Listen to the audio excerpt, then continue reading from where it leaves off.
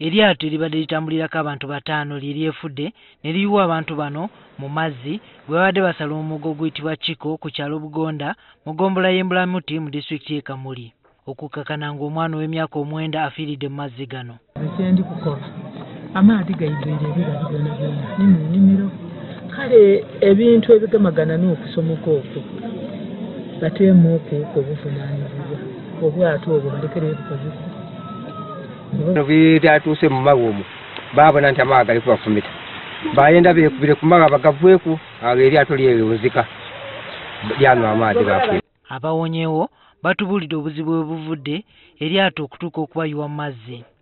Ebigana byakutuka ekirira n'amaadhi eryato lyaikamulidde eryaisamu lyatyama mu maadhi fenafena twaikamu kati ino nze we nabadde ngenze nti nesigame n'amazzi amazzi gantutte paka ku kitoogo eri nendyoka nkwata ekitoogo omwana naye nanzirirako nange nembako omwana.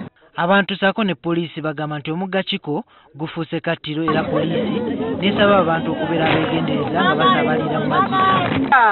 Ebiri einuma waidda waafiirawo omwana kati mu mwezi nga mulala waali waakafiirawo omusaada mpegano ate waafiirirewo n'omwana. Olumu enkuba etonnya nnyo neesala ate bwesala mu makubo oyinza okulowooza walungi tobotambulako tukuba n'abatambulira ku mazzi obanga tobitegeera bulungi timwali kikoze.